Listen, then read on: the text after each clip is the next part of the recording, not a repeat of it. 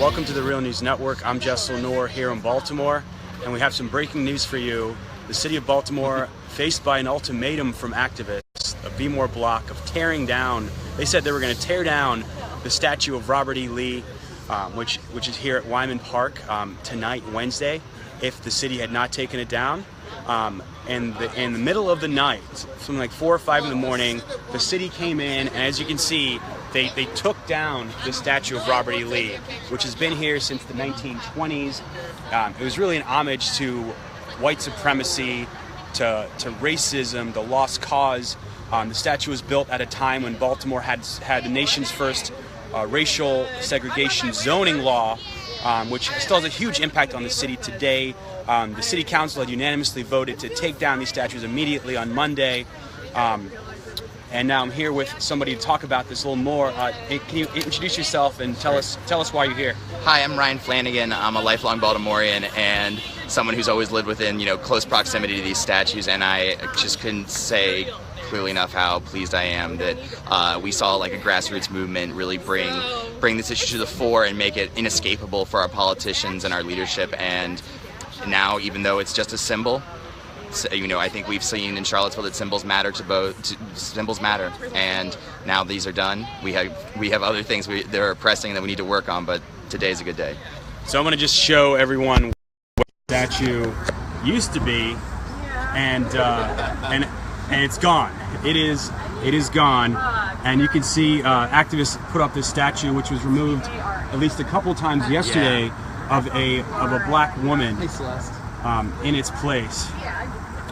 You can see that. But it is kind of funny to show that when they need to get things done quickly, they can. And it was a large part because the group Be More Block had given the city an ultimatum and said if it wasn't taken down by tonight, by Wednesday night, they were going to take it down. Yeah. And that was one of several voices that said, if they don't do it, we will. That came from several corners. That was one of the more prominent ones. But there were several different quarters saying, hey, we're going to take this down, whether you want it down now or not. And force the city's hand, it seems. Force the city's hand. These contractors got their act together quite quickly.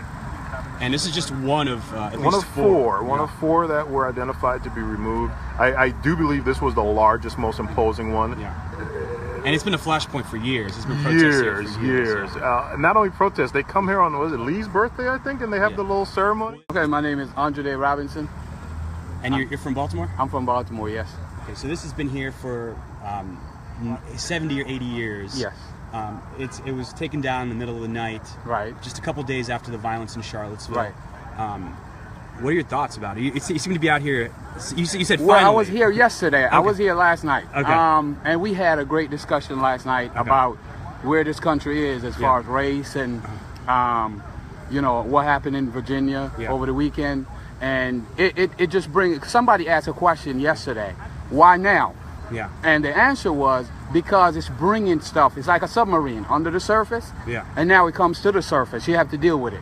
If it's bubbling down under the surface, we don't know what's going on. But now it comes to the surface. Now our children are seeing what our grandparents see. Yeah. So the whole point now is the time to take this thing down, so it doesn't get to repeat history all over again.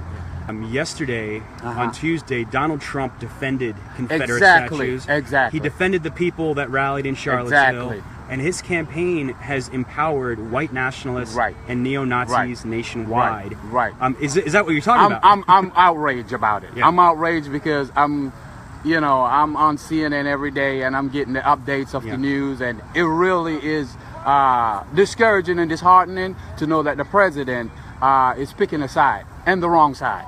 And the president should be somebody who bring the country together. Sure, I think it's really exciting, and it's the culmination of intense, years-long grassroots organizing and pressure that was a flashpoint, like you said, when white supremacist violence occurred in Charleston and then again in Charlottesville, but also in response to ongoing white supremacist violence here in Baltimore City.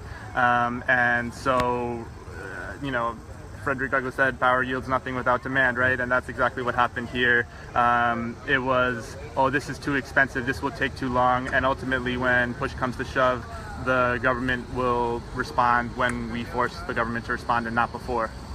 And so defenders, even liberal defenders I've talked to, say, this is history, we can't remove history, it needs to be preserved, we shouldn't take them down. How do you respond to those arguments? Sure, this is not, the Lee Jackson Monument is not history. It's a false narrative. It's the lost cause mythology. It was put up in the 1940s not to honor fallen Confederate veterans like some of the older monuments supposedly were alluding to, but it was put up as a triumphant symbol of rising white supremacy and resurgent white power. And so leaving the Lee Jackson statue in place is the erasure of history, not the removal of it. And if you look at the way Nazi Germany, for example, has dealt with their past, they do not leave statues of Hitler and Eichmann in place. They remove them and put up plaques and said Jewish families lived here. And that's the way to remember history, not to leave up triumphant statues of genocidal maniacs. Yeah, and you didn't hear those same people defending the statues of Saddam in Iraq. Exactly. It's a false logic, and it's a defense mechanism of people who can't grapple with either their own privilege or internalized white supremacy. And so we can remember history without celebrating slavery and genocide and rape. And so is the work now done, now this is down? Columbus is next. There are 2 Columbus statues in Baltimore, one in Druid Hill Park and the other in Little Italy. And if those don't come down